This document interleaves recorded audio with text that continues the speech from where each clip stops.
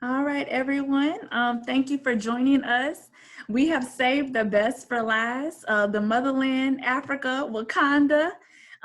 So this is a series that started for so many reasons, but most of all, just to explore what does it mean to be a Black American abroad, especially in light of all of the social justice issues that were happening in May. So when I say we, I'm talking about two other amazing sisters have come together as institutions and as well as a community to discuss issues that have affected our community and to explore what does it mean to be a Black American abroad, and just have amazing panelists who have lived at least for a year abroad to talk about and discuss their time. So we have saved the best region for last. And this is a partnership among Howard University. Ms. Raina Montgomery is here.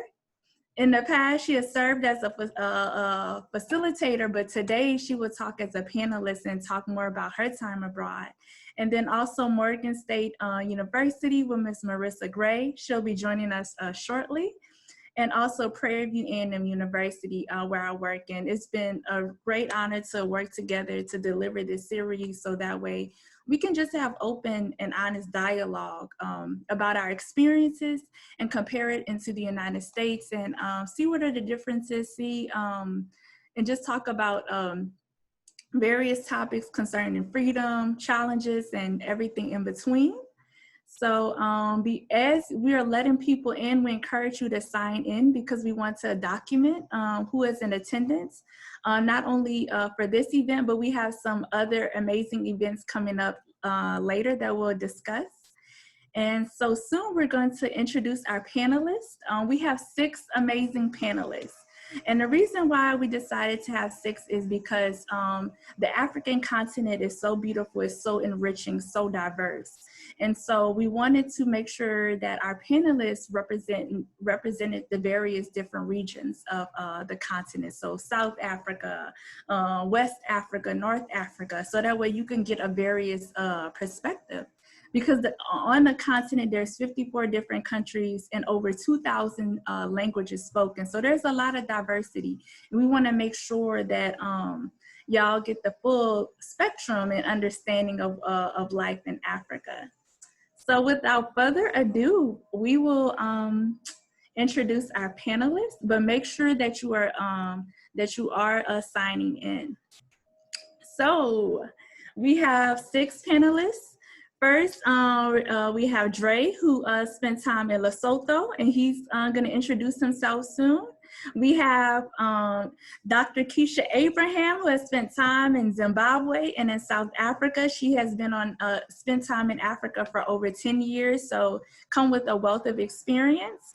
We have Miss Fabulous Fabiola, who spent time in Morocco for approximately 3 years and can really speak upon that. We have Dwayne, who also goes by the legend. I'm calling you out, Dwayne, so you got to live up to that name in this conversation. Who spent time in Malawi for about 2 years through Peace Corps. We have Raina Montgomery, amazing friend and just someone I'm enjoying working with, who has spent time in Ghana and could talk about her time there. And we have Ms. Brittany Smith, who is coming all the way from South Africa. She is in South Africa right now, y'all. She has spent over 10 years in South Africa and has a lot to share. So we have some amazing panelists who can talk about their story and their journeys. So that leads us to our first question, which is more so an introductory slide. And so for our panelists, please describe your time abroad as a Black American, share why you were abroad, and most of all, share what was a challenge or unique experience. So anyone can go. This is an open and honest conversation. Okay, should I start? Go for it. Okay, so my name's DeAndre Waconye. I'm originally from Lexington, Kentucky. My first experience abroad in Africa, I was a United States Peace Corps volunteer and served in Zambia in a rural village in the southern province of Zambia, where I was a health extension officer. So I did more HIV/AIDS work. I taught eighth grade English and civics, organizing support groups, facilitating trainings for community-based organizations. And, I think it's important to understand even the dynamics in, living in different countries on the continent is that, there's experience where it may be more rural and then one that's more, urban. So at least my rural experience, I was living in a small village and I didn't have electricity, there was no running water. And I did that for 2 years. Peace Corps is a 2-year commitment. And I know that the application process is a little different now, but when I was a Peace Corps volunteer, you could, have a preference for a region, but, at some point they just send you a letter and tell you you're going to this country. So when I was told I was going to Zambia, I didn't really know where Zambia was specifically or much about the country, but I had a really great experience there. And then I went back and I started working with a management consulting firm about 3 or 4 years later, where we designed and implemented HIV prevention and treatment programs, and we managed youth economic development programs, and we, built web and mobile applications for health. That was also in Zambia, and then I also spent some time in Lesotho, working with a women empowerment program that was donor funded. And one unique challenge or experience is just to understand and be patient in knowing that there's really a limited understanding of the Black American experience. So just a couple examples is that, living in a very rural area, I think that a lot of people associate being American with being white. So in living in a village, there were a lot of people that asked me, if my mother was white, or if my father was white, because there's really not a lot of education around, what's happened with the, diaspora and being, Black abroad. So really being able to explain and, to let them know that, give them some background of that history. And, my father's Nigerian, so it's like, yeah, I'm Black American, but I'm Igbo. They're asking, are there tribes there? So, that was my experience on the rural side. And on the urban side, when I was in the Peace Corps volunteer, and traveling to Zambia, I traveled with a group of about 40 people, and I was really the only Black male in the group. So when we arrived, I'm with a group of, maybe like 4 or 5 white guys, and there was a young Zambian lady that we were talking to, and we just landed. And, there was a point in the conversation where, she asked them if they could do a Zambian accent, and they were all like, no, we just got here, we don't know. And then they asked her if she could do an American accent. And then, she looked at me and she said, I think I can do a Black American accent. And then she said, what's up, my nigga? And it was like, it was just like, feeling, but, really to understand from, our experience here, especially going to an HBCU, there are so many different, you can take African-American literature before 1865, and, you can learn about Nepalese people and so, really understand this is a British, education system.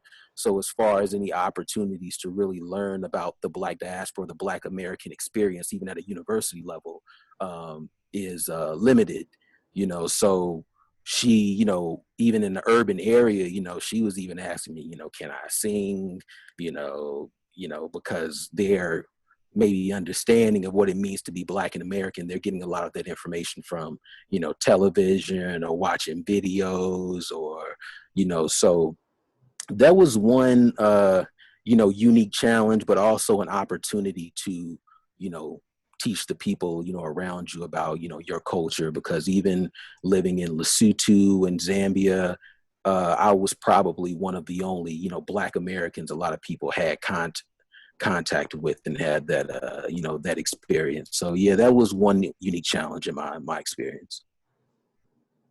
Thank you, Dre. Anybody else would like to share? Sure, thank you, Stephanie. Fabiola Riobi. I'm going to talk about the fact, I know you talked about me being as an adult in Morocco, but I did my formative years in Dakar, Senegal, where I went to high school. And I remember for me, that was one of the first times I kind of felt politically empowered, because it was during a time where there were a lot of riots and revolts around the education system. And it was the first time where kind of had an opportunity to have a voice in systems that directly impacted me. And so, you know, students were going against the system of education and standardized testing, actually. And so we had a chance to protest. And I remember being a sophomore in high school. And, you know, for me, I was just excited to cut school. But for them, it was like, oh no, this is serious, right? Because they're talking about how they're going to be able to have access to higher education or not, and whether or not European standards of education should be what standards that they use to measure themselves. So it was, like I said, the first time that I had access and opportunity to have a political voice. And it really had me kind of be heightened to just different systems and how different systems operate. Senegal was a, you know, a francophone country, was colonized by the French. And so a lot of their structures and their systems was based on European French culture and system, which is a very, I like to call it rebellious system, right? If people don't like something, they speak up, they're ready to picket, they're ready to riot. They're ready to actually speak up and seek out change. So I enjoyed that learning opportunity for me, and being able to have had that exposure at such a young age. I think it kind of cultivated me in how I decided to pursue my own higher education, which had a huge focus on social justice. And I think it's because of that experience that kind of helped me to be heightened to that. And so I would say that was a huge experience for me. Thank you, Fabiola. I'll jump in. Yeah, so when I much like DeAndre, when I first got to, well, I lived and worked in Malawi, Africa, also through the Peace Corps, and you know, I got into the Peace Corps for no benevolent reason, nothing altruistic. I was just trying to figure out my life and do something constructive while figuring it out. So I had never left the States before. So when they told me they were sending me to Malawi, I was like, oh, word, like, cool. I immediately thought Maui, and I was clearly wrong. I think when I got to Malawi, it was the poorest country in the world at that time, according to GDP. And I was scared. When we landed, I was scared as hell. And I just knew I was going to quit. Like I pretty much decided I was probably going to last a couple weeks, if that. And I don't know, went through the process, got integrated a little bit within my village community. And a lot of these young kids started approaching me, and much like DeAndre, they immediately thought I was a rapper. And so, one of the questions, like, oh, your name is Dwayne, do you know Lil Wayne? I was like, no, like, why would I know Lil Wayne? And then another question was, I had a beard, it's a little bit bigger than this one, and they were like, oh, do you know Rick Ross? I'm like, no, I don't know Rick Ross. And then, so it was like all these hip hop based questions. And then, so within that time, I figured out, I was like, all right, they have this affinity for hip hop and rap culture. And I started this project called Method, and Method is Malawi empowerment through hip hop and organization development. So we had kids rapping about HIV/AIDS, rapping about malaria, rapping about malnutrition, and doing graffiti dance and graffiti art and break dancing all around at this health center, at this village health center.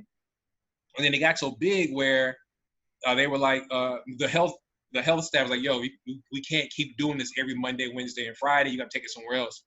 So I ended up writing a grant for Peace Corps for like $8,000, $7,500 or something like that, which is like 2 million or 3 million Malawi kwacha, and to build this youth center on the hospital ground.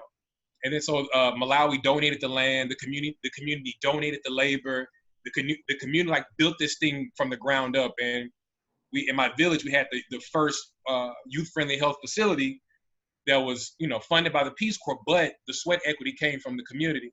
And then so it took us like 3 months to build this. This goes into the unique challenge of the experience piece.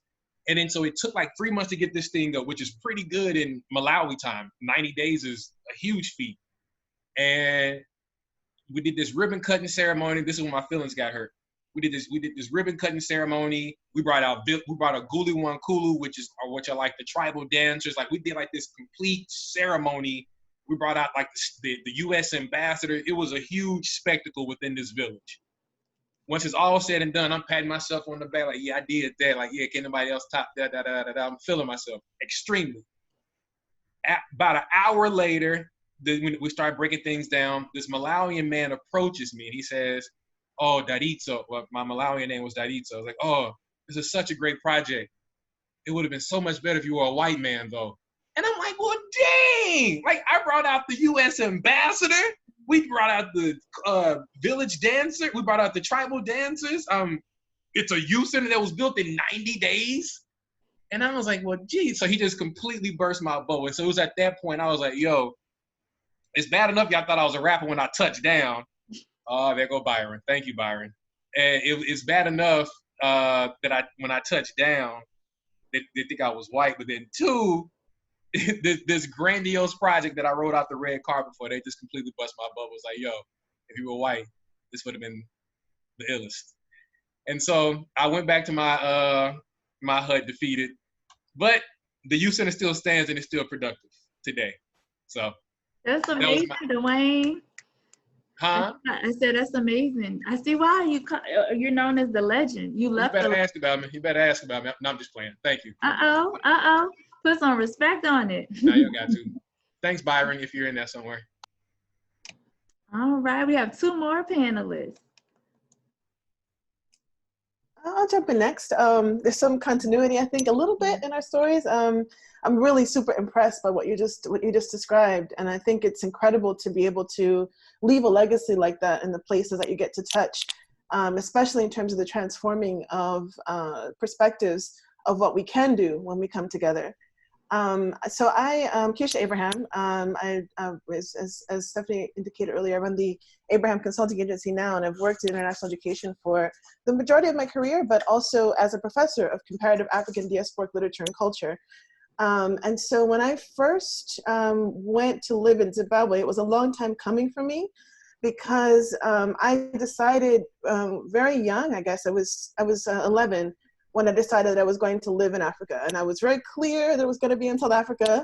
And at the time I had these aspirations that I was going to go and help end apartheid. For some reason, I thought that this was going to be my calling. And I was, this was in the 80s. So I was very much inspired by the youth movements that were happening in South Africa at the time. I was a middle school person, kind of different from middle school, and I was kind of thinking about what can I contribute to? What does my life need to have in it? And how is it that these young people are battling for the right to education, and we're kind of sitting around with so much access to things that we may not be kind of taking advantage of? And so I was determined I was going to go and live in South Africa. I picked out the firm the international law firm I was going to work for, and all of this. And then, Mandela had to go and get released, and apartheid had to get dismantled. And I was like, what am I going to do now? But when I went to Spelman, I went in with the intention of studying abroad. I had already studied abroad in high school in Italy, and kind of began to experience what it meant to be not recognized as the American that they were expecting. And it was never a term that I had embraced myself either. And so it was going abroad that people started to begin seeing me in that way. And this was a really kind of problematic thing for me. So when I went to study abroad, initially in Zimbabwe, it was the closest that I could get actually at the time. This was 93. So it was the closest I could get to South Africa. I really wanted to go to South Africa. But at the time, given apartheid and all of the legalities and challenges, Spelman was like, no, you cannot go there. You're not allowed to go. So like, but I'm going anyway. So I go to Zimbabwe, and it was an incredible experience for a lot of reasons. I lived in several different types of locations. Initially, I lived in a rural area in Kutama, which is the village that the former president, Robert Mugabe, was from, which is a whole nother story at some point. And then I lived with different families in intentionally different kind of homestay kind of situations, both high density suburbs, really wealthy Black families who lived in the suburbs of the university. I went to school there at the University of Zimbabwe. And then I went to visit Durban, South Africa. And that was where I think one of the challenging situations came about. So I had already kind of battled the psychic discomfort of being referred to as Marungu, which is a word for white person or foreigner, or my sister's child, which meant not really part of the immediate family, right? So I had kind of battled that already, and I was understanding why I couldn't really challenge being called colored in a South African context, given our relationship to our Africanity living in the US. But I wasn't really prepared for what that would mean to some of the Afrikaner people that I would meet in South Africa. In particular, a man I met at the bank the first day I'm in Durban, and I'm trying to find my way around. And this man, older man, just like sparks up a conversation with me, and he's asking like, why am I there? And I said, well, I'm here on spring break from Zimbabwe. And he said, you mean Rhodesia? And I'm like, no, I'm sure the country is called Zimbabwe. And he goes on to explain to me that South Africa was dealing with challenges, and he said something to the effect of, well, meeting you was really great because you're not like our Africans here. Literally, like to my face, like you're not like our Africans. And I'm thinking I'm a kid, I'm in high school, I'm in college at this point, so kind of forming my sense of what all this means. But it was such a pivotal moment for me, because at this point I'm embracing what I'm understanding as my African heritage and connection, like this link that drew me there in the first place. My whole life had been drawing me there. And then here's this man kind of othering me and saying, yeah, but you're not part of this space. And I was really fortunate to have had African families that I connected with very, very strongly help me to process all of that, embrace me as a second child, cousin, sister, auntie, daughter, all of that in subsequent years over the time of living there. Thank you, Keisha. And you spoke some power. We're going to talk a little bit more about that. In what ways were you othered? In what ways you felt connected or disconnected? Because like many people, when you think of the continent, you think acceptance, going back. It's like a homegoing for many Black Americans. So thank you for sharing that. All right, Ms. Brittany or Raina, would y'all like to share? And before y'all do so, everyone please mute yourselves. There has been a clicking noise, so if that's you, please mute yourself. All right, thank you. Okay, I'll go next. My name is Brittany Smith, and I live in South Africa. I have lived here for many years, I think starting in 2011, and I came initially to South Africa to study at the University of Cape Town. I came as a study abroad student when I was in my undergrad, and then returned to do my postgraduate studies at the University of Cape Town, and then later on went on to work and live in the city. So my time, I think for me, has been an extremely revelatory learning journey. One thing about living abroad, and I think no matter where you choose to live, if there is no built-in community, which there typically isn't, you are forced to find and build and create your own community. And so that, I think, is one of the challenges of expat life. I don't like to refer to myself as an expat, but it's a term a lot of people use. But living in another country, you leave behind all of the sort of built-in networks that come with being in your hometown or being surrounded by people who are like you or who share your own background. And so that taught me a lot about myself, because you're forced to figure out what kind of people you want to befriend, what kind of activities you want to participate in, and how you want to define yourself and present yourself to the world. And so that for me was a really important learning and growth journey. And my entire time in South Africa, I think, has been defined by that learning and growth. And I think my experiences of challenges or real moments of extreme growth are similar to the ones that both Keisha and Fabiola shared around an awareness of yourself as part of a larger movement around protest in particular, especially. South Africa has a long history of protest. And while I was a student at the University of Cape Town, There were protests around colonial iconography. Specifically, one protest movement was referred to as the Rhodes Must Fall movement, which eventually became a global movement and, you know, reignited some of the conversations around statues and the place of colonialism in our contemporary times around the world and in the US in particular. And I was just so inspired by the students, some of whom I had taught as undergraduate students in my courses while I was a grad student, people who were young but so on fire and so alive to issues that I had never even thought to challenge much. My background, my own education was an extremely colonized education in the US, in predominantly white institutions.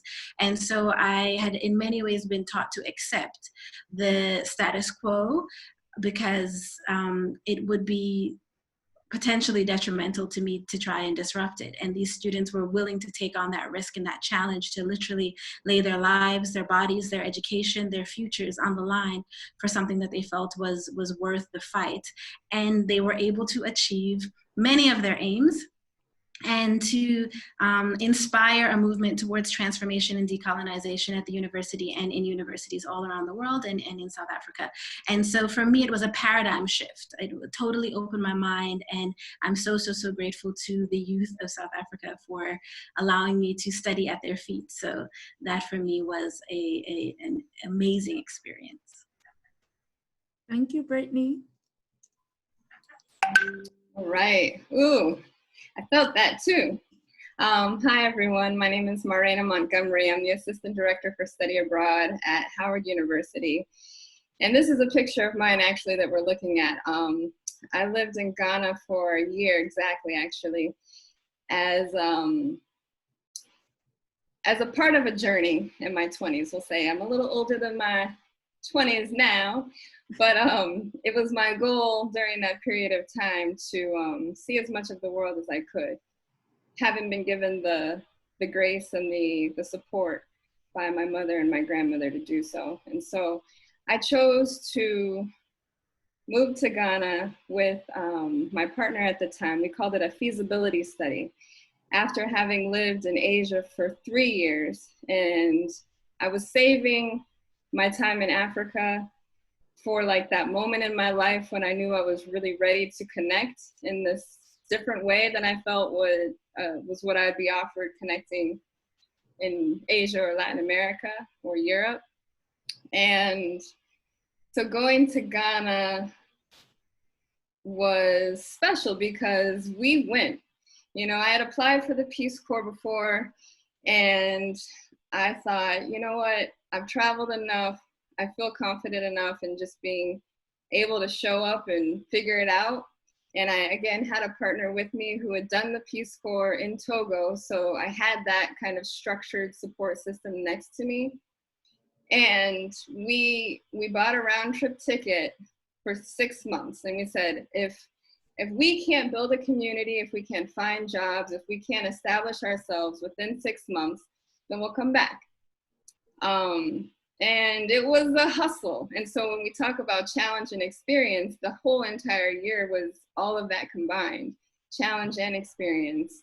Carrying this freaking bucket of water, that's a real challenge, y'all. It looks simple, but you don't want to spill it, one, because you paid for it, and two, because if you do, then you got to do it again. And it's just this repetitive process. So, and it's heavy. Water is heavy.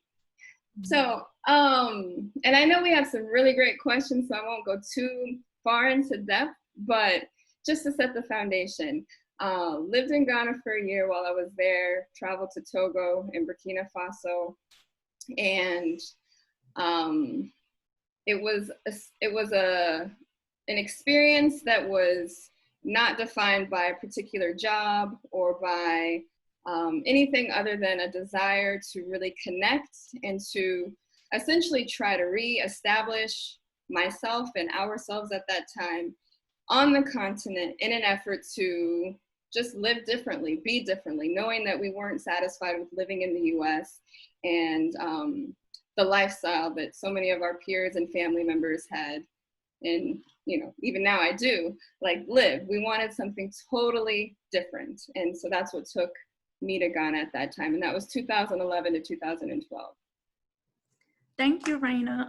You mentioned wanting to establish community there, giving yourself 6 months. So that leads us to our second question that some of our panelists sort of talked about. And this question is more regarding belonging and acceptance. Like I said, many of us, many Black Americans, we look at, we view Africa as our origin because for many of us it is. So to my panelists, were you accepted in the way you expected upon arrival? Why or why not?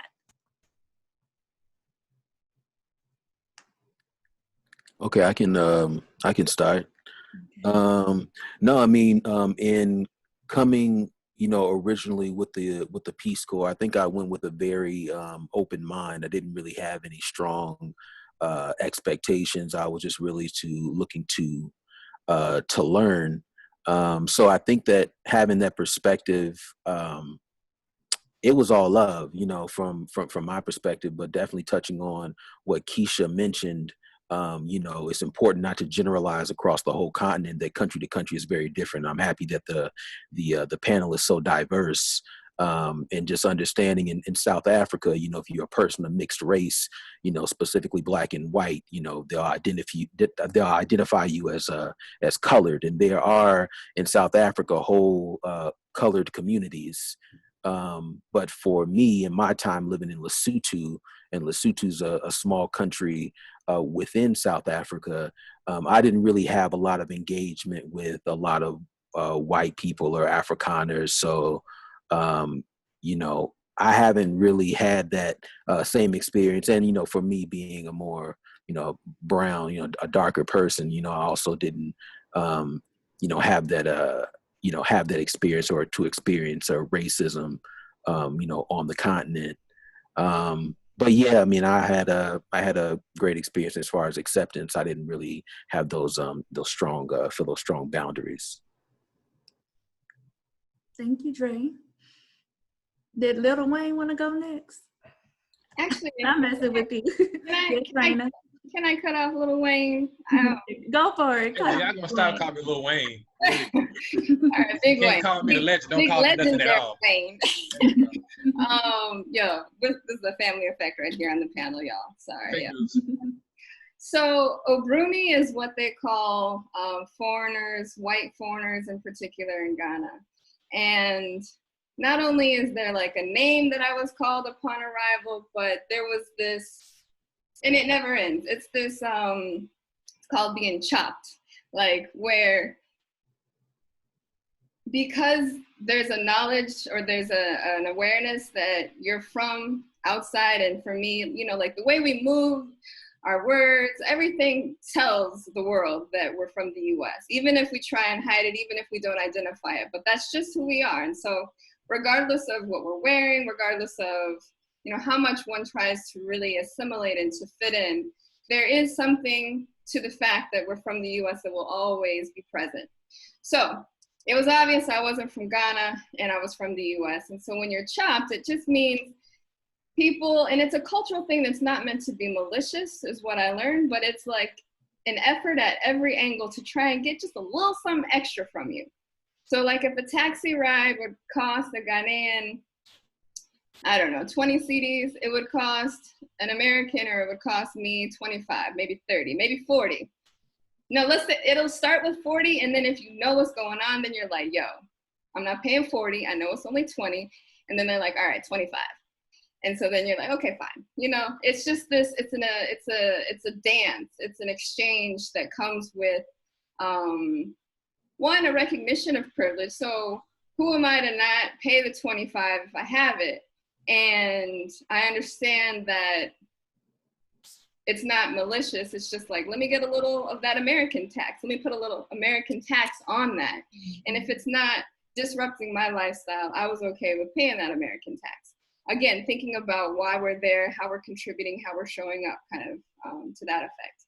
But did I expect it? No, not exactly. So there was a steep learning curve, and that was a beautiful part of the journey that makes me recommend all of my students go to Africa or go to Ghana, because once you've once you've arrived at this point of understanding, you feel so like, you feel different. You just feel differently about yourself. You feel differently about your connection with a continent that, as Stephanie mentioned, we're all on some level, or the vast majority of African Americans on some level want to feel connected to. And so you feel that much closer to something that initially may have seemed theoretical or further away or, you know, different, even if it was something idyllic. So yeah, you gotta just, I mean, I had to understand that Obruni, I'm not white. I knew it in my heart, in my soul. I wasn't white. Yes. And so then you think of like the creative responses that say like, yo, I'm not white, but I understand that you recognize I'm different. So let's have this conversation. And it's an opening, it's a doorway if you look at it that way. But it takes some time to feel comfortable going about it that way. Yeah, I bet it's a real adjustment. I spent some time in South Africa, and I consider myself a proud Black American woman. But when I was there in South Africa, due to my skin tone and where I was, people considered me to be a part of the colored community. And so although I didn't identify with it, it was just very interesting to experience that. Anyone else on our panel would like to share? Yeah, I'll chime in. Oh, my bad, Keisha. My bad. I defer to you. Okay. Well, I was just thinking about how I don't think I was very well prepared for what I would experience on the continent ahead of time. This was a long time ago, and so the preparation was much more around, you know, any preparation for study abroad was much more on the logistics side of things. You know, when do you meet? Where do you meet your people in the airport? You know, where you're going to be living, you know, the really kind of basics of study abroad at that time. I don't think we were having the kind of in-depth preparation conversations that we have with students these days. And so, you know, definitely the rural community was a surprise for me in terms of, you know, this, as you've already said, Marina, like I know I'm Black, I'm, you know, brought up by civil rights parents. And so, you know, I get to Zimbabwe, and in the rural area in particular, I had, you know, kids who were asking me questions like, so you know Michael Jackson, right? You know Michael Jackson. And, you know, I decided I was going to do things like walk to school without shoes on one day because my host brother wasn't wearing any. And he was like, I don't think that's a good idea.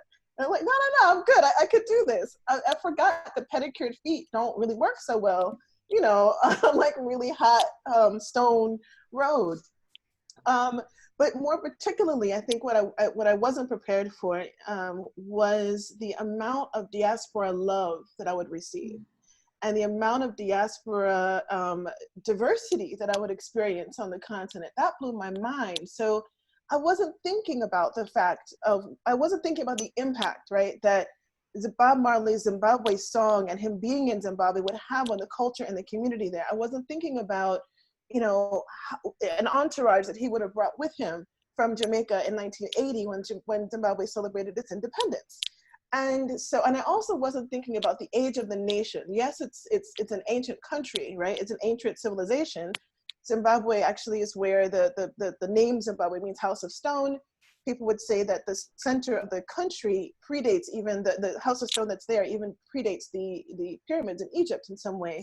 But so I was aware of that part, but I wasn't thinking about what the newness of new independence would bring in terms of the conceptualization of Blackness and community and culture there, and how at the time I didn't have locks, but I wore my hair in long braids then.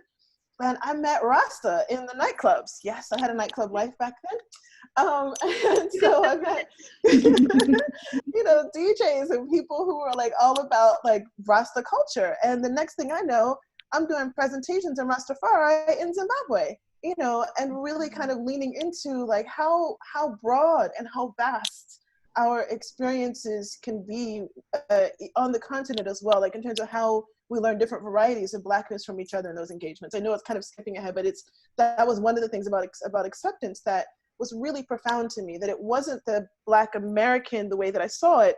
It was much more the being natural, culturally grounded, very deliberate and intentional about my Blackness that Rasta Zimbabweans could connect with. Thank you, Keisha. That sounds beautiful and very powerful too. Anybody else? My bad. I'll let Yeah. D. Matthew go before I chime in because I know he's been waiting. Thank you, fabulous. When I got to Malawi, I had this idea that this is gonna be this immediate kinship. Like in my head, like one of my favorite movies of all time is Spike Lee's X, and there's a part where Brother Malcolm goes to Mecca, and he's embraced. So I went there thinking like, oh yeah, I'm about to step on Malawi. It's about to be just like that. No, not quite. They called me an Azungu. An Azungu is also a white person, and I thought I was back in the States. I'm as dark as they get, right? And so I overzealously I went out to go purchase some stuff in the market, and this one guy, I thought he was giving me a really, really good price. Not right. This is a nod to you, and I thought he was giving me a phenomenal price. He ate my pockets up. I found out later, like he put a dent in my pockets, and I was offended. I was like, you're supposed to be my brother. You're not supposed to charge me like this. But in his eyes, I was a white man. And then so this is like when I first got to the country, and about a year and a half in, I integrated very well to the point where I picked up the language fairly well, and I learned how to use certain dialects very well. And I went back to this guy. This guy was he was selling a pair of sneakers that I wanted, and I approached him as Malawian as I could, in the inflection, the language, the tone. And I said, he didn't remember me clearly. I looked a little. I at that point I lost like 60 pounds too, so I looked like a completely different person. Nonetheless, I saw this shoe and I said, "De la Mazinga," which is like how much money? And he was like, 350. And I was like, bodza. So I was speaking a language, bodza. And I'm like using what they do to like admonish. I'm like, it's too expensive. And I was like, so I'm negotiating, I'm bargaining, and I get him down to like $150. And then we agree. And then so I feel bad now, but once I got him to a price that I wanted, I said, "Thank you very much, sir. Have a great day." And then I completely put on my my American accent. And I was like, "Hey, have a great day. I'll see you in Cleveland later on." It was just, but as I was walking on, he said, he said, "Zungu." And it's like he knew I got him back. He knew I got him. And then, but that was just payback from like the year before, or a year and a half before. But I mean, I was as petty as they get. But he beat my pocket up the first time. So I said that to say, when I got there, I thought it was gonna be this immediate kinship, this immediate solidarity, this immediate like bond because of the way because of the skin color. But the fact of the matter is, it wasn't until I got into Malawi when I realized how American I was, and how American influence I was, and so yeah, I can respect knowing that I'm not from there, but it is I made it my business to respect the culture at all times, but with the exception of that one time. So I wasn't accepted, but I was eventually accepted as I learned, as I integrated. Thank you. That's real. Thank you. Fabulous. Great, thank you so much. So I think my experience is a little bit different. 2014, I got invited to Morocco to be a founding director to work with public diplomacy. And so I had to start up American language centers and corners in different parts of Morocco. And just to give you some insight, I had a 4-year-old kid and a newborn that I had. And so my husband was like, well, this is what you do, so let's go. So, a family of 4, we get up, we go to Morocco. And I remember when we got to my location where we were going to be based, everyone was looking to my husband, right? Because they thought that, oh, he must be, le patron, he must be the boss. and all of these things. So they would go and they would speak directly to him and look at him, and he would just turn around and look at me and just repeat exactly what they would say. And it was like, you know, you see the shock of people and having to want to deal with a woman, right, in a very patriarchal society, right? And so I'm a woman of darker skin, right, who has 2 kids and who is doing a lot of stuff outside of the home, which is not at all the norm. On top of it, if you know about, you know, North African relations, they don't necessarily identify as African, right? It's very much, you know, Maghreb or North African, you know, that type of identification. So now to have, you know, a Black woman who is in a very high position of power was something that was completely kind of foreign to them, and oftentimes hard for them to adapt to. We were at a position when we had, so I got there and we were going to, it was months of training and work, and we were going to be opening up the center to start offering classes. And the Sunday before classes start on Monday at 10 p.m., my assistant texts me and she goes, "We have a problem." And I said to her, unless someone died, this problem is going to wait till 9 o'clock tomorrow. And so when I got into the office, you know, she's in a panic. She's having, you know, this fit because all of my men staff decided that they were going to either quit or try to hold us hostage to demand more pay. And so these are people that I spent the past maybe year training and teaching and doing all of these things. And now that we're at the point to kind of launch and open up, they decided that they wanted more pay. And it wasn't going to happen either way. You know, like no one is like, we signed contract, I'm not paying you more. You know, a deal is a deal. And I had, you know, I met with them. I had individual communications with them. All of them, you know, were trying to be like, well, you have to give us more pay, da, da, da, da, da, da. I let each of them out. It was about 10 employees. I let each of them out of their contracts. And I promised them that they would never work for an American institution in Morocco if I ever had anything to do with that. And so luckily for me, I had very good, you know, community networks throughout the country. So I took their salaries that I would pay them to actually bus other people into the cities that I needed them into, and they lost their jobs.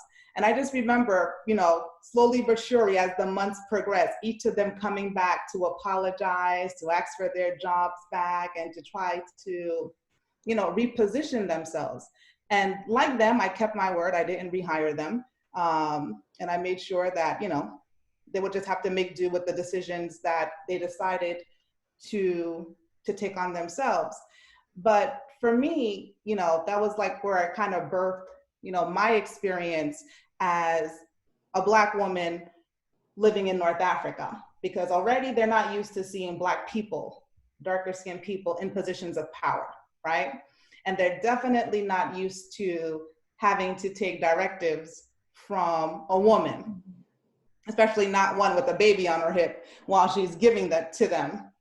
And I remember that that experience, it kind of shook me. But I just remember in my mind, you know, my mom used to always say, you won't be threatened and you won't be taken hostage, right? And I just kept that type of mentality with me throughout my experience working there. And if you saw the introductory picture of when we were saying who we are, that picture represents, I think there are like 12 men in that picture with me. And those 12 men are all individual leaders of different organizations around Morocco that I managed to bring them all together to form a coalition where we work together. And with that coalition, we started a summer camp that serviced over 12,000 students across the country. And we had people come, camp counselors come from everywhere, from Mexico to Costa Rica, from Asia, all over. And the reason why I say that, because each of those men never had not one woman in a administrative role on their staff. The only women that worked with them were women in support positions. And I managed to negotiate with them, to work with them, where they were all working basically under my leadership, but not for me because I didn't sign their checks, but under my leadership, gave me their resources, gave me their toolkits in order to implement this project. And that just showed me the capacity of, you know, being a Black woman is my whole entire identity, right? And you can either use that to cripple you, or you can use it as an enhancer of who you are. And so for me, that was a huge enhancer for my experience, because not only did it kind of give birth to the fact of, yes, I could definitely do everything and Black girl magic does exist, but it also shined the fact where I was able to open up this community's mind to see women differently, to see women more as partners, as collaborators, and as enhancers, instead of people that should play the background and support them in what they're doing. Wow, that's amazing, Fabiola. Thank you. So you use your platform to show women as equals, and that's very needed. And that's superior, Stephanie, not equal, superior. Superior. Oh, right. All right. This is my personal opinion. I think God is a Black woman, but you know, that's a whole nother story. So, but that leads to our next question regarding Black identity. Many of y'all have spoken about this and how you were treated and how were you looked upon. And so based off your experience and your perspective countries, in what ways did your Black identity shift? How did your perspective or view on a Black identity change or evolve? And some of y'all touched upon this, feeling disconnected, then reconnected later. But I want a few of y'all to talk about this. In what ways personally did how your definition of Blackness evolve?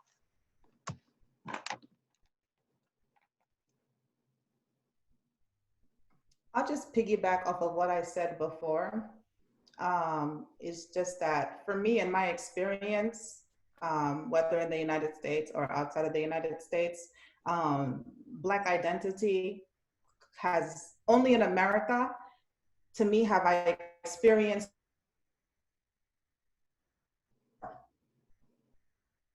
in other aspects, it's always been a co-description of what that identity looks like.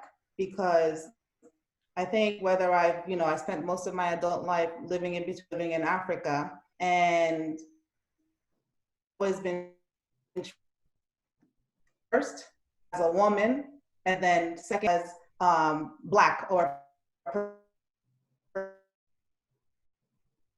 experience in the United States where Black means something completely different with that, where it's just because of your skin tone. And it hasn't been, for me, that, at least not, Oh, Fabiola, you're starting to go out on us a little. Where that's what you are. You're not.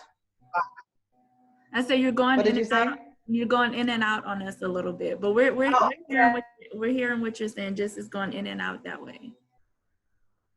Yeah, like I said, it has never been something that has been based on color as much as it's been based for me on culture, and that's what the experience that I've had has lent itself.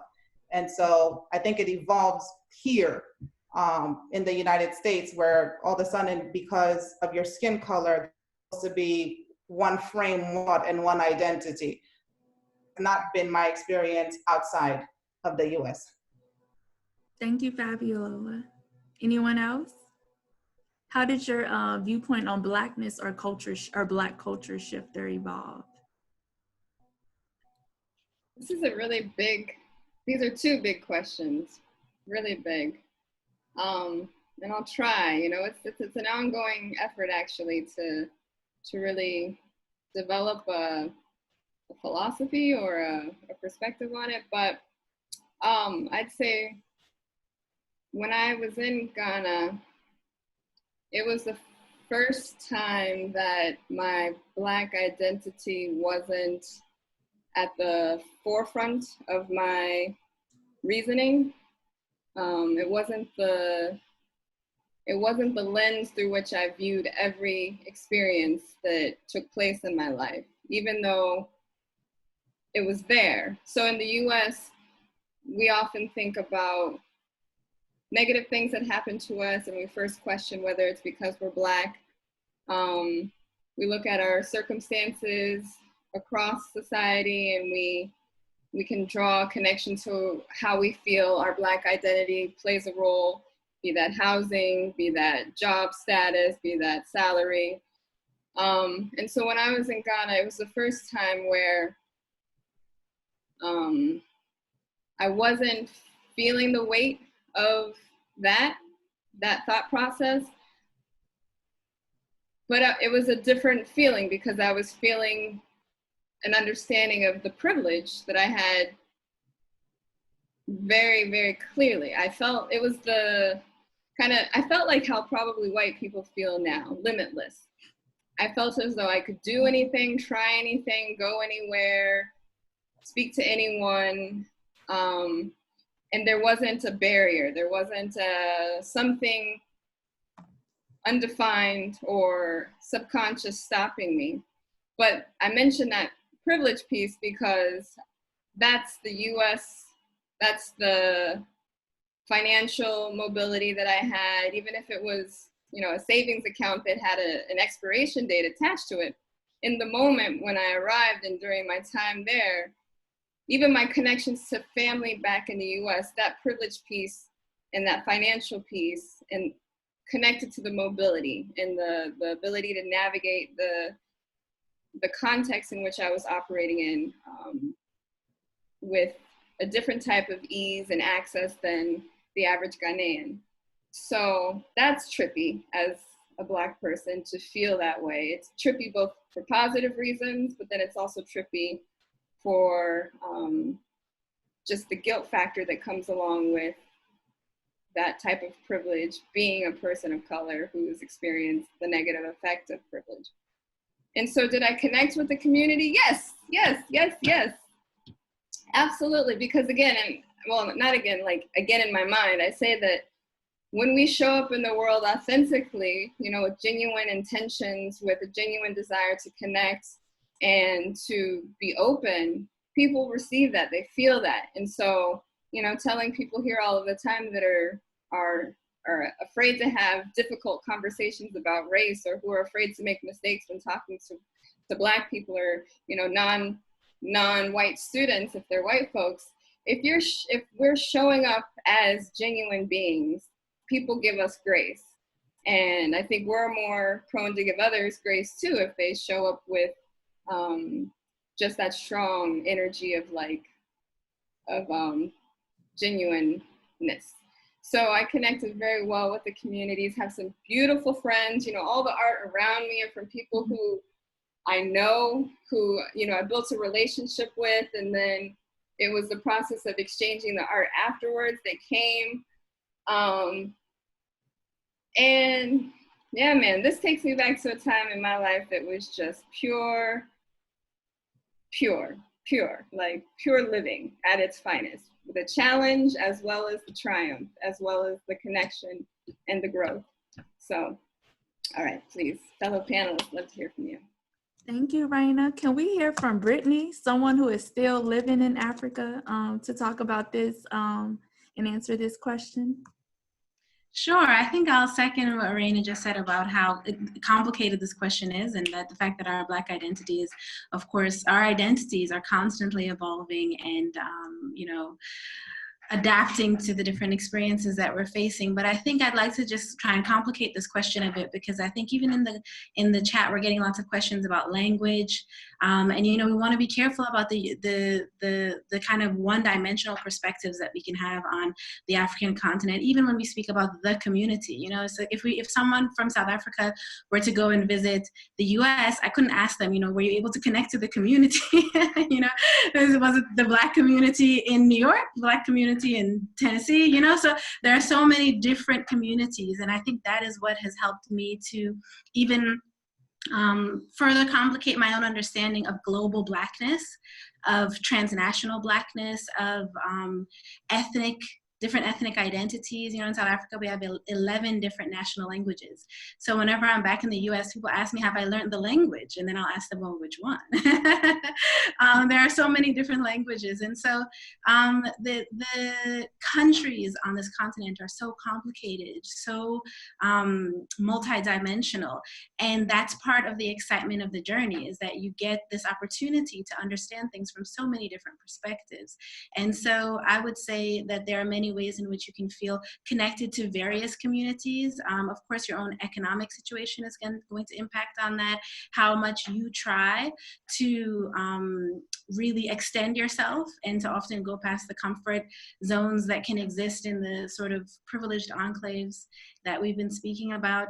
All of that will impact on your ability to connect. But I definitely think that I hope that the trend is coming through here, that of course, just by definition, just because you have a different accent, you present as a different kind of person. Also, many people say that there are phenotypic differences that they can pick up, you know, and so Raina was speaking to that as well, that there are just ways in which your foreignness is screaming to the people around you. And so it's a challenge to navigate that, because there are so many ways in which there are affinities that we all, you know, circumstances, challenges that we all face as people of color, as people who occupy Black bodies in this world. But then there are so many ways in which our privileges prevent us from connecting in ways that maybe we would like to. And so that is definitely a complicated space to occupy, but I think an important one, because it helps us to think more critically about our own positionality in the world. And so for me, I'm always navigating that challenge. Of course, in South Africa is considered to be one of the most unequal countries in the world. And so inequality is everywhere. It's around me all the time. And there are ways in which I benefit from having the voice that I have. So I don't have to worry about how, if I call to make a reservation in a restaurant, I don't have to worry that I'm going to be told that there's no space because of the way I sound.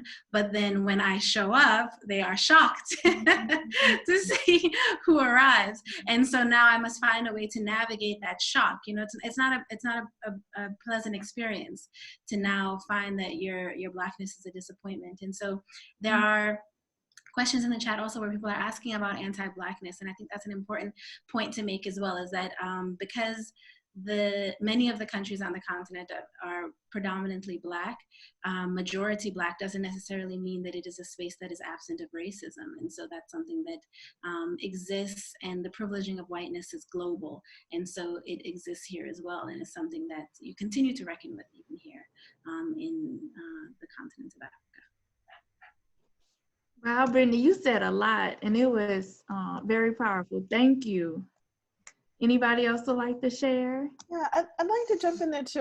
I'm very much in line of what Brittany was just talking about. One of the things that I don't think I had an awareness of until coming to live on the continent was that the people I would encounter didn't necessarily see themselves as African, as a blanket term like we would use in the US, right? So you'd meet Mashona people whose ancestry comes from Shona land. You meet people from who are Manika. You meet people who are Zulu. You meet people who are from different nations. So I'm also kind of intentionally not using some of the anthropological language that people often use to describe difference on the continent, because those nations come with languages. Those nations come with whole cultures in them. And so I don't think I was really prepared or thinking enough about even the variety of Africanity, the variety of cultural differences, even within different countries, based on, different, ethnic and historical backgrounds. And so, there's of course all the diversity within the continent itself, but also within nations. And in a similar kind of way, the borders in many places are just so arbitrarily drawn, Western decisions about what made a country line as opposed to another. So I'm thinking here about some of the border towns between Mozambique and Zimbabwe, for example.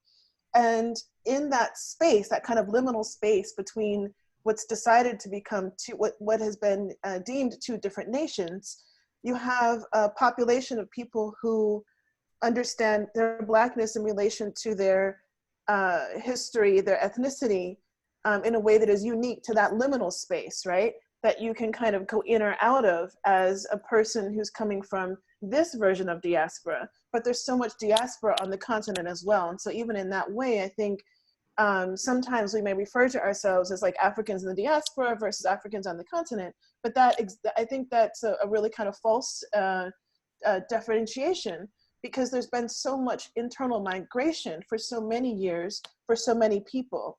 And so it's much more about kind of making that connection between culture, language, kind of beyond location, but more kind of that internal personal relationship to what is your ancestry.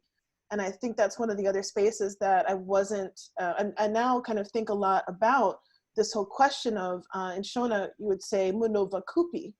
And so, you know, here in the US, I get it all the time. I live in Miami, right? And so in Miami, people are like, they ask you every day, where are you from? Where are you from? Where are you from? Okay, not every day, because I'm not going out of my house. But ordinarily speaking, right, every day it's where are you from? Where are you from? And it's a way of kind of othering your Blackness, right? So, you know, people may say, oh, I haven't seen a Black American person who looks or sounds like you in this way. And so then they, you know, decide, well, you must be Jamaican. You must be, you know, anything but African American, without understanding all of the complexities of our diasporic migrations. Thank you, Keisha, for bringing that up, and as well as Brittany, because Blackness, there's so many layers to it. You know, this is a whole nother conversation that we can go into and unfold. But that kind of lends to our next, and for the sake of time, we're gonna do 2 more questions and then open it up to Q&A. We know there's some really good questions in the chat. Brittany, you talked a little bit about some of them regarding anti-Blackness and language. So we're gonna kind of jump around and to this one. So in mainstream media, more so from the United States perspective, Africa is becoming more visible. It's always been visible to Black Americans, but just as a whole to the collective American community, it's starting to become more visible and recognized. Therefore, from our panelists, what advice would you give to a Black American who is seeking to be successful in the African continent? What advice, professionally and personally? And you can hit this on many different ways. I know Fabiola, you talked about your experience as a woman first was more at the forefront in Morocco. Maraina, while you was in Ghana, it seemed like you had your hustle on, more of an entrepreneurial spirit. So you can answer this question for whatever from whatever lens you feel most connected to. But many Black Americans, I know for myself, we are very much interested in going to the continent, whether for a short period or a long period. But for those who want to live their long term, like Keisha and Brittany, who have been there for almost a decade, what advice would you give in that transition? Because as y'all said, it's very complex. There's many layers to it. So what would be your advice? I can start. I would say, at least, you know, from my experience, when I was, you know, originally a Peace Corps volunteer, I met 2 brothers that were living and working in Zambia. You know, one of them was a country director for an NGO, and the other had traveled from Chicago, and he moved to Zambia to start a tech company. So when I came back into Zambia, I reconnected with the brother as an entrepreneur. He had started an American Chamber of Commerce in Zambia, and I received an opportunity to come back to Zambia, where I was living in the capital city. So I had more of an urban experience. And in that, you know, I really learned that there was a very tight-knit African-American community in Zambia. You know, at one point there were probably about 60 families where we would all connect, and there was an email list, and every quarter, you know, we would get together. You know, we would have a barbecue, or we would do events. And then, you know, in my travels, you know, I learned that, oh, you know, there's also a thriving African-American community in South Africa. You know, there's also a thriving African-American community in, you know, Kenya. You know, a lot of these different countries, you know, they have, you know, WhatsApp groups where, you know, you can always, you know, connect with people, you know, talk about your experience. And so I think that really finding ways just to reach out to people and, you know, to really, tap into some of those networks. I mean, at least for myself, I think the majority of the people that I've met who are Black American and living on the continent are usually working with the United States government, whether they're working with the USAID, or they're working with the embassy, or they're working with the Center for Disease Control, or they're entrepreneurs, or they work in financial services. Those are really the areas where I've seen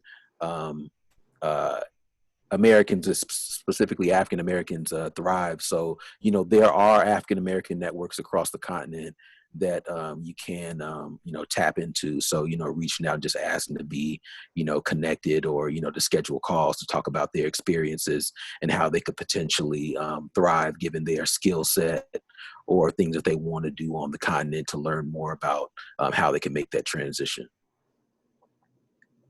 Thank you, Dre. I think along the lines with mentorship, I would have to stress to people is to do your homework, right? I think Mariana talked about the American swag before, right? And how you can't get rid of it. I think with that swag comes a level of lack of humility, right? Because we've been conditioned as to American way is the best way, or you know what I mean? It's the right way, it's the only way. And it might be the case in the American context, right? But when you go to somebody else's backyard, you need to understand why it's cultivated and why it's structured the way that it is. And you have to know that before you can come in and penetrate with your great ideas, you have to be a student first, regardless of what it is that you're going there for. And so to give yourself the opportunity to want to absorb and want to learn and to be informed, and then make decisions or assertions as to where it is that you feel that you can contribute in that. One thing, in my experience of living in Africa, it's that everything that we have in the United States, they have it there. And oftentimes it's better, because there has been a lot of thought and a lot of diligence and commitment in order for it to have to process and work the way that it does. So it's not something that happens overnight. So that means there has been some true commitment in order for it to happen and even flourish to begin with. So I would definitely stress the fact of, number one, like Stephanie, you said before, Africa is a continent, not a country, right? And so within that, there are so many richness and diversity, from the people to the language to the culture and to what the needs are. And take your time to think about who you are and what you're looking to accomplish. And when you take a risk to step with the commitment that you're stepping to go, and you're wanting to learn first, and from your learning, see how you can contribute. I'm gonna jump in real quick. I thought, Fabiola, you hit it right on the head. I think from my perspective, is that integration piece, right? I'm not gonna come to any of y'all houses and tell you how to live. And I think in order to be successful within the continent, or maybe anywhere for that matter, is to understand the culture, understand the environment, understand where you are before you go in trying to adjust and to adjust what already seems to be working for them, and what they've and what is acceptable. I think we as an African Americans, or Americans in general, there's this sense of Protestant work ethic. That's just kind of been instilled and ingrained. And in Malawi in particular, like for us, we signed on to this call at 3:00 sharp for those of you Central, or 4 p.m. sharp those who are Eastern time. And in Malawi in particular, time is flexible, right? You want we do things so by the time and so by the book here, because that's how we've been trained. We wake up at 9 a.m. to be at work, or we wake up at 8 to be at work by 9, and we log off at 5 so we catch the bus, or to get out to be home by 5 or whatever. And so everything is by the book. And that doesn't necessarily, with Malawi, it doesn't necessarily fly. It's the people come first, and then the work usually comes second. And then if you want to be successful, you have to respect that culture, and then everything else will kind of follow suit. That Protestant work ethic, though it's a huge Christian, well, Malawi has a huge Christian population. That Protestant work ethic just doesn't always fly within my space, within my time in Malawi. So, thank you. Thank you. No, if I can just jump in there for a second. No, man, that's so true. At least again, from my experiences in Zambia and in Malawi, man, the relationship with time is very different. And even you can probably relate to this, Dwayne, is that being in the village, you might be riding your bike and run into someone, and you want to know what time it is, and they'll look up at the sky, and if the sun is right over your head, they'll say, oh, it's about noon. 300%. But if it's close to the sunset, oh, it's about 5:30. So and then we see, like in the States, as an African American, we we talk about CP time, and being vilified for being late for things, where if you got the barbecue, if the barbecue starts at 3, you might pull up around 6:30. And you see that on the continent, and even in urban areas. There have been times where I've been working with teams, and a lot of times people will tell you yes just to kind of appease you. So you might say, oh, when can you have this done? By 3. Oh yeah, I have it done by 3. You come back at 3. Oh no, it's not. And you just like, you have to also be able to kind of toe the line, where you don't want to create that barrier between them. Where in America, something like that happen, you might, depending on how important it is, you might flip on the person, so you have to really be, patient, and just understand that relationship is very different. But we also understand within the Black community, we see that also, in America, but in our engagement with white people, it's looked down upon. If I could jump in. So as Stephanie alluded to, I was hustling when I was in Ghana. And to the point that I think Fabiola made, or it may have been Brittany, but just the differences in communities that are in one place, I think it was Brittany, yeah. And so when finding yourself being able to connect with different communities, there's different rules. And so just to speak to the hustles that I had, I was tutoring Korean students in Ghana. So the way I got that job was because I had lived in Korea, and so there was a certain level of trust, because I think if I had just been a Black woman that showed up at the door, they wouldn't necessarily have felt the same. But I got the job from the British woman that I was renting from. So there was like these layers of passed along privilege that went into getting me into that role. But I knew I needed to show up at, I think it was 8 a.m. at the house of my first student, or I wouldn't have gotten my $50 for that hour of tutoring. But that's a rare thing, and I use that story because I think it's important that we go into these experiences willing to be super surprised by what we could find in any place that we're entering. So I never imagined that there would be this community of Koreans in Tema who were there because their fathers were working for tuna companies that were canning tuna to export back to Korea or to sell back to Ghanaians. So I felt like I was doing my little social justice, thing by charging them a little bit more for that lesson because they were taking the tuna from the Ghanaians.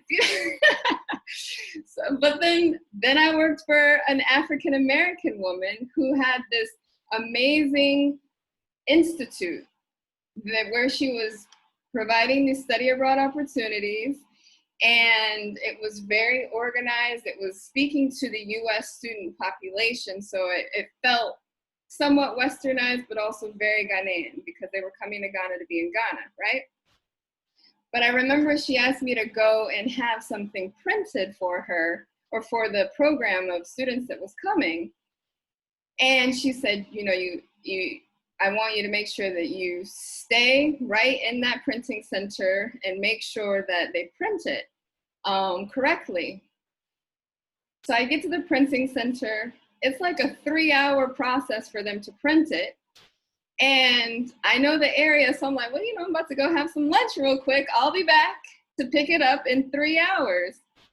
Because who's gonna stand there and watch people work printing something one after another?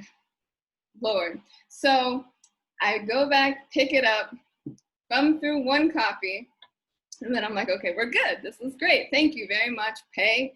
And then go back to the institute. So that one was great, but like the 30 others were like upside down and of different orders. And so she was pissed. And I could, you know, she was like, I asked you to go because, and I remember, she's like, because you're not Ghanaian. Like, I asked you to go because I wanted you to essentially kind of like get it done right. And I couldn't trust that a Ghanaian would. And it's a very trippy experience when you're told that, but then you see the outcome. And so you're like, shit, you know, how do I feel? Who do I feel mad at? You know, how do I feel? Just how do I feel?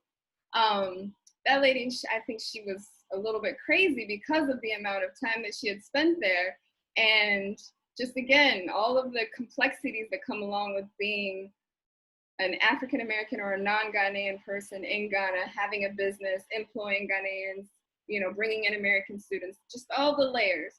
So that's kind of a long-winded way of giving 2 examples of different types of work experiences that I didn't know existed before I went, and taught me different lessons about working once I received them.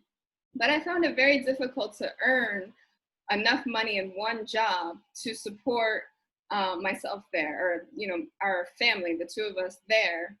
So I realized that I had to come back to the US, and if I was going to work in Africa, I likely needed to work for one of these American or foreign companies who were paying a higher salary to Americans who are living there in order to have a quality of life that, you know, just allowed for me to have hot water and the shit that I'm used to here in the US.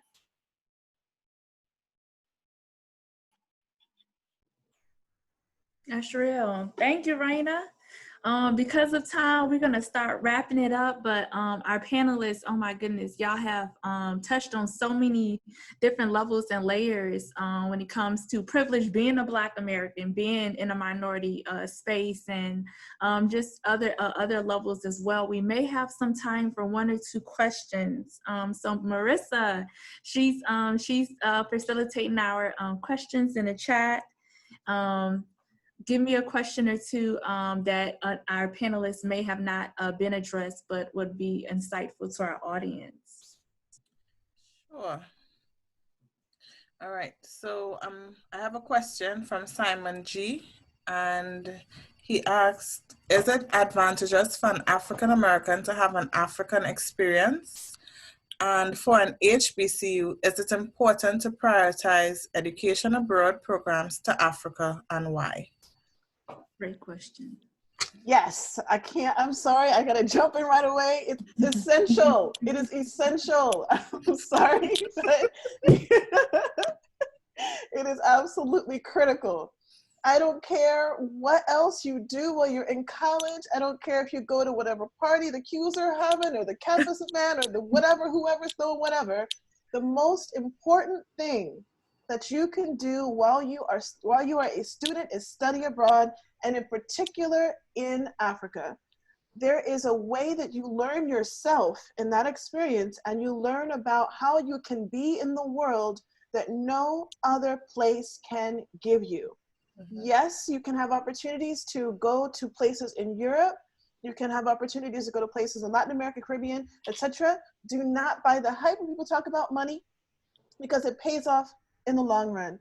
The amount that you spend on your plane ticket comes back to you in ways that you couldn't even begin to quantify before you go abroad.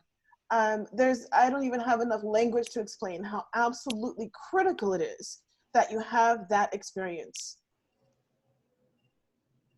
Thank you, Keisha. Anyone else? Well, I would hope that everything that we've said is underscoring why we really feel as though our students at HBCUs need to go to Africa, and why our institutions really need to be prioritizing offering these programs for credit, because we all know that credit matters, to our students. So how about another question? Okay. What was the impact on your families living overseas, and how did they handle it? And this question came from Don Taylor.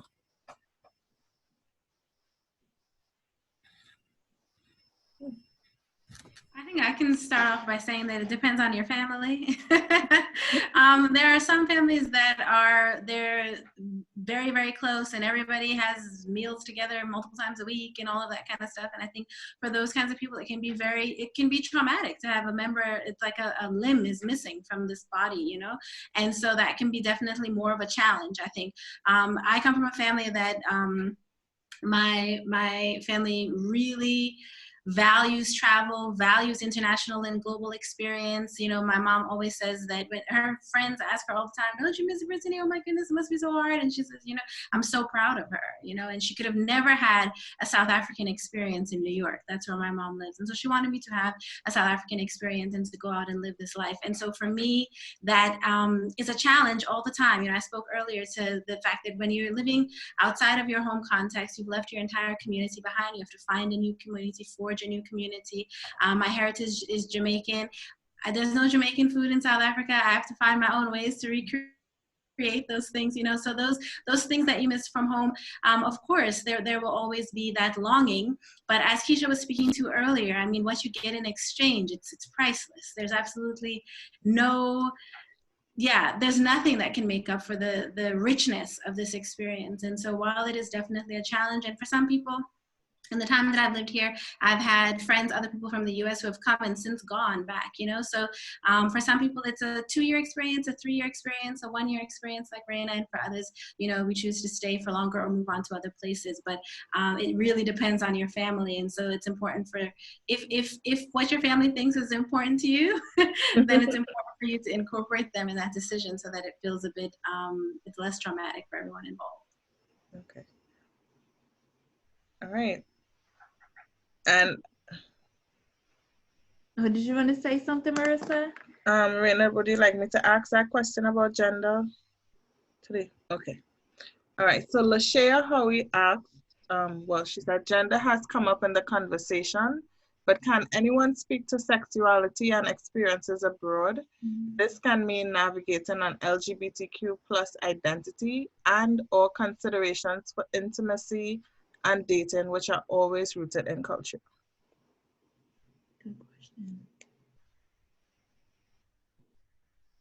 Anyone can start. Yeah, it's a really great question. I was kind of waiting because I don't want to keep jumping all the time, but it's a really great question. Years ago, I was in Zimbabwe for a long time. There are different kind of iterations of that. At one point, the Zimbabwean government was doing a major book fair in Harare, and an organization kind of formed around it, Gays and Lesbians of Gays and Lesbians of Zimbabwe. And this was a really kind of pivotal moment for the country. And so I volunteered with that organization. This is kind of tying back to the economic question earlier as well about work. And so it was an organization that I volunteered with. And at the time, was dating a Zimbabwean man, and even deciding to be a support person for that organization and to volunteer time for them created some really interesting conversations within my Zimbabwean family, because it wasn't that people were necessarily homophobic, but more trying to understand the desire to have literature present at that particular book fair. People kept saying, like, we have safe houses here, you know, we're open to all forms of sexuality in the country, but we're not sure how we feel about having explicitly gay literature at the book fair. And so then it's like, okay, so why? Like, what is that really about? And how can we kind of unpack that? So I think there's some really important conversations that need to happen around gender, sexuality, sexual identity on the continent. I think it was Dwayne who mentioned living in Malawi. And during the time that I was living there, Malawi had laws, like straight up laws against homosexuality. And so it was an amazing celebration when actually those laws were in place at the same time that Malawi had laws against women wearing pants to go to the country. Pants, just pants. I wear dresses and things all the time now, but I was like, yo, I'm trying to come to Malawi and I refuse. I'm going to wear pants just for the protest of it.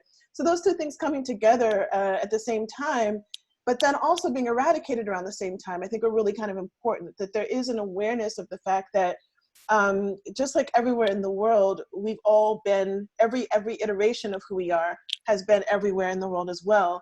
And so it's understanding kind of the cultural context also for multiple sexual identities in different locations, right? Like how that's expressed, what language is used. I think that's one of the things to look for always, is where there is language for a way of being. That also kind of gives you a sense of what is already embedded within a cultural context. Right. Yeah.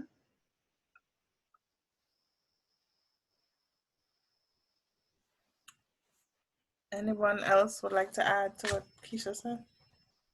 I just wanted to iterate the fact that Keisha talked about laws. And I think that all of us, when we're deciding to go to any foreign country, before we make that step, we have to familiarize ourselves with the laws of that space, particularly if there is something that might directly impact you. It's not enough to say that I'm an American, because American laws apply in America, right? And so you have to do the due diligence of understanding what context you're going to. I was in high school in Senegal, and there was no language around homosexuality, but it was language around the fact that sodomy was illegal, right? And so that tells you enough what that cultural context is for that. And it's the same thing when you're looking at in Morocco, where it is, the representation of Islam around the world, right? When you're talking about, intimacy and relationships, it has to be heterosexual. It can't be, premarital. It exists, right? But there are some severe consequences that might occur if you're found to offend the wrong people. So it's just about being aware and understanding what the legalities of those are, because sometimes it's more than just being uncomfortable. Sometimes it can be a matter of life or death for some people. That's true. That's true. If I could just quickly say that because we're all the three of us who are facilitating this, and a few of our panelists are educators, and a lot of students are on this call. The comment that I made regarding the space on university campuses as being probably the most broad-minded spaces in the countries, depending on the countries, as it relates to LGBTQ students and rights and support groups and community, is something that's really important that I know that a couple of my Howard students have really benefited from. My experience living in Ghana on a daily basis, I wouldn't say that community was for the rights of homosexual people, but on the campus, there are groups of students who are pushing back against the culture from which they're from, much like here in the US, right? And so I think that that's a very interesting opportunity for US students to have when they go and study abroad, is to hear from the people of the country on the campus about their experience in a way that's not trying to change the culture of the community that they're a part of, but that's, again, listening and being supportive to the people who share similar beliefs and identities as our students, but from the context of the university.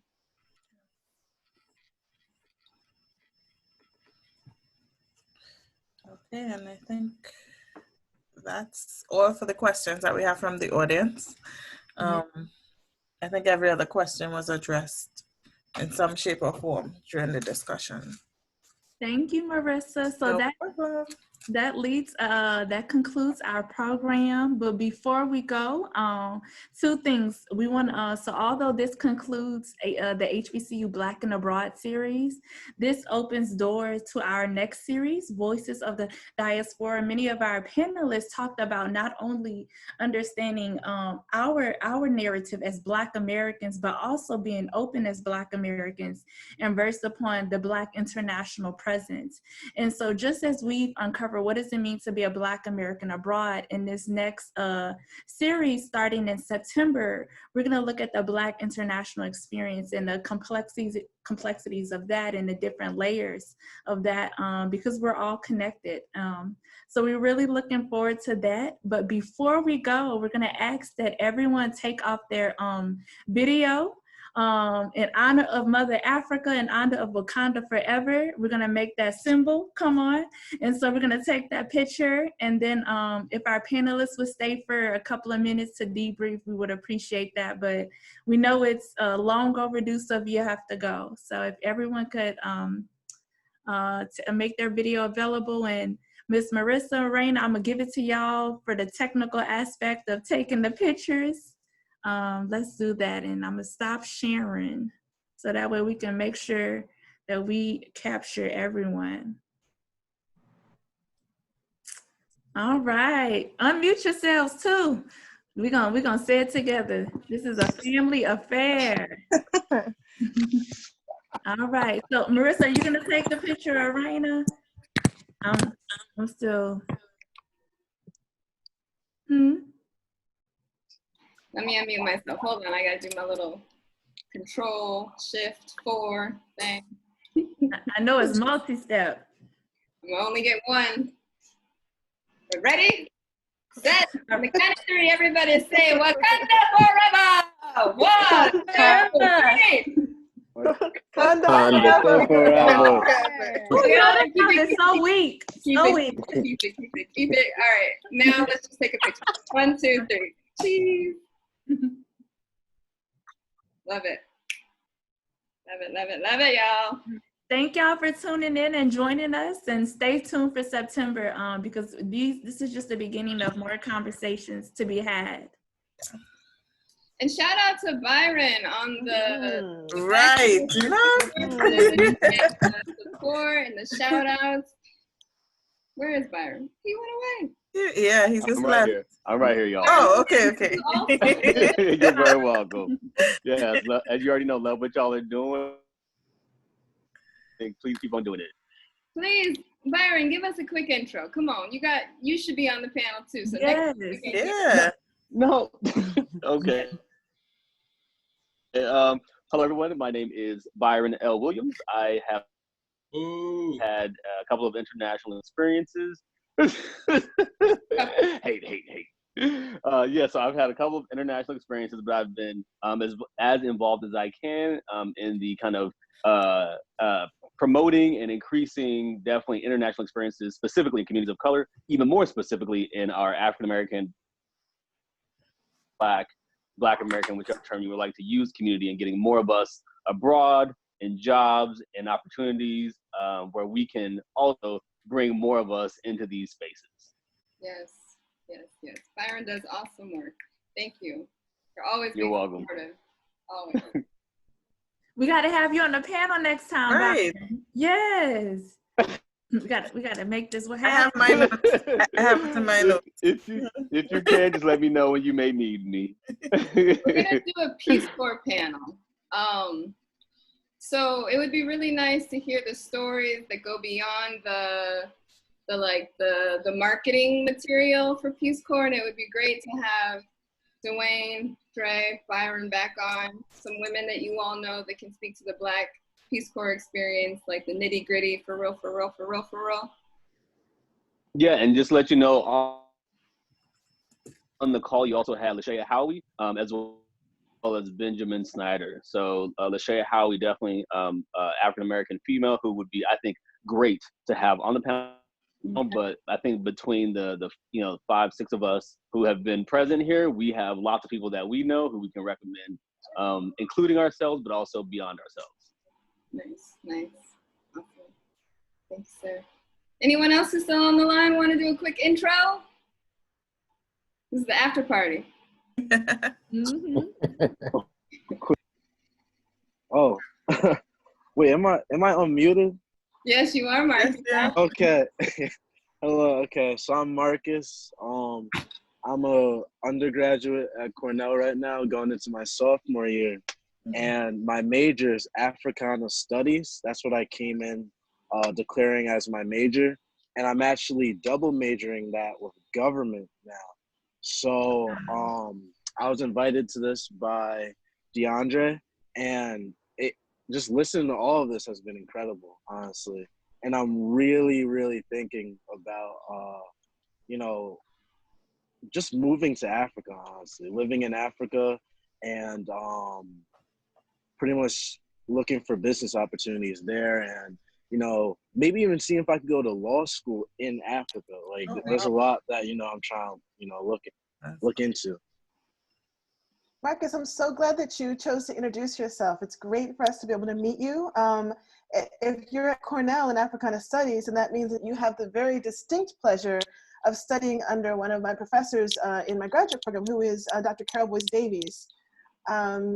Get close to her, be near her, take all of her classes, every single solitary class she offers. And then I'm opening this opportunity to you now and anybody else who may be on the call who is not in an HBCU right now. If you want any information, any mentoring, any support in making that dream of studying abroad and living in Africa come to fruition, you know, reach out, hit me up on LinkedIn, which I'm finally on because of some of the assistants on this call. Okay. And I'd be really happy even to make that connection with you with Dr. Boyce Davies, because she would be a great source of support for you also at Cornell. Okay, all right. That's awesome. Cool.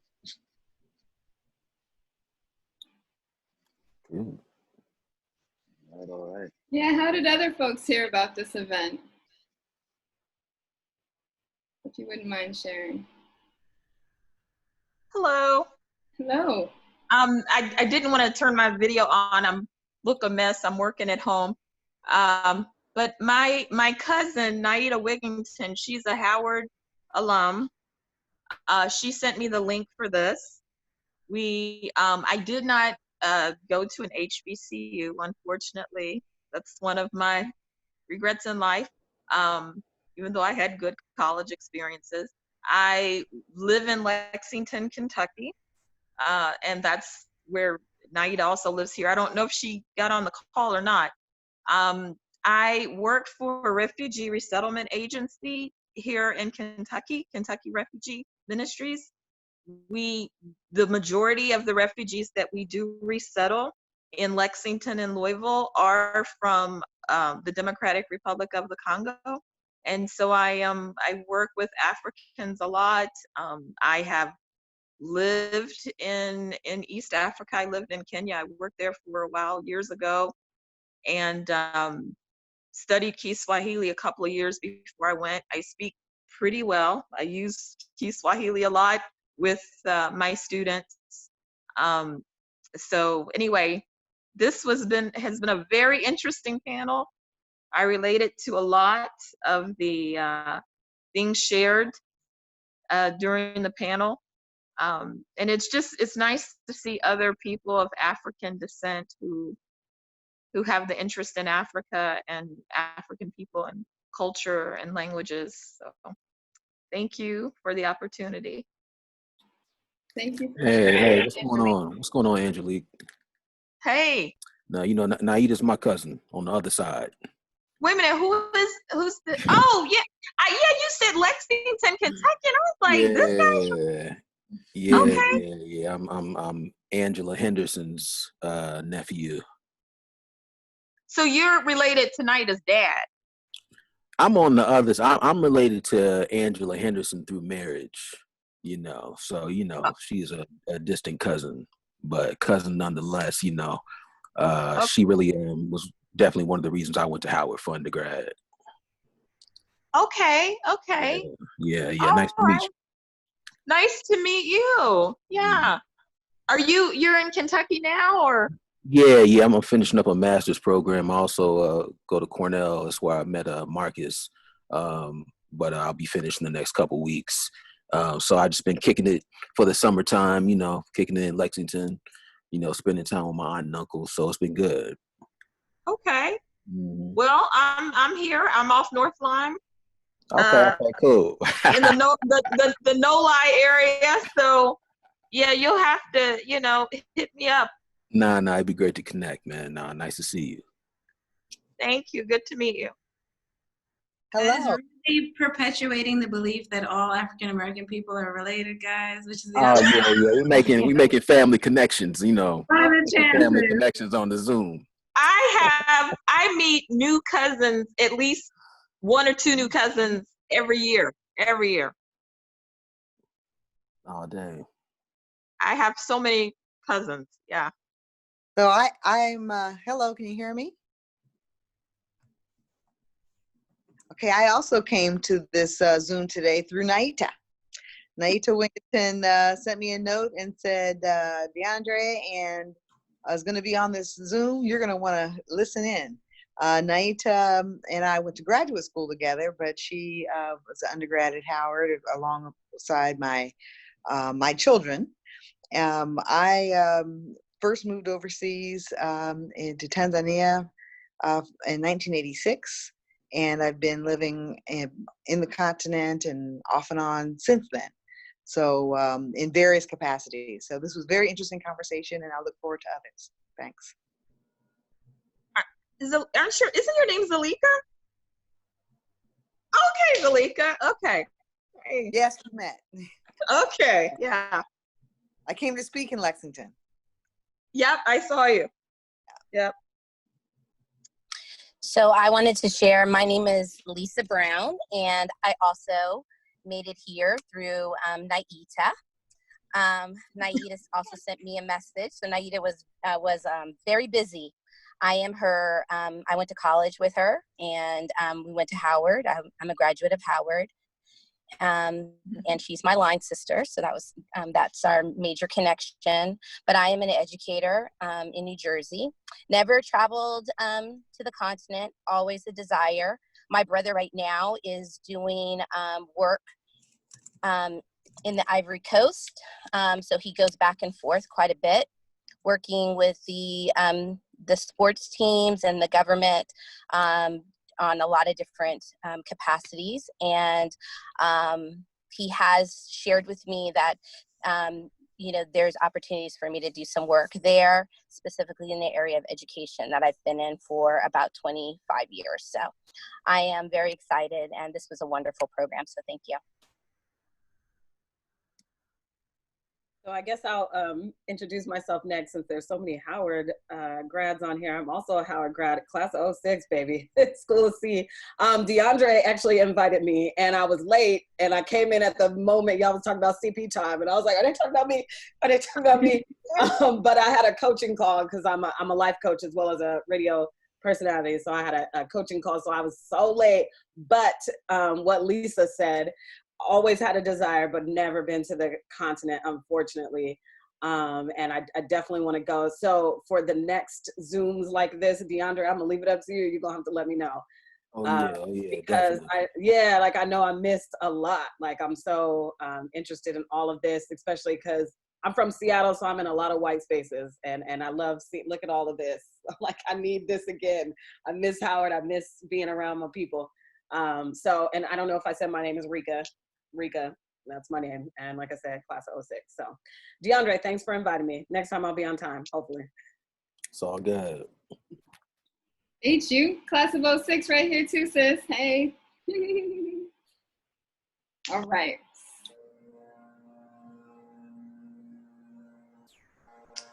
All right, everybody. Thank y'all for coming. We're going to wrap it on up. This felt like a family reunion. So I want to thank our attendees for coming and tuning in, but more than anything, thank our panelists for this powerful and dynamic conversation. And this is, may we connect with each other beyond this. So feel free to reach out. Thank you, everyone.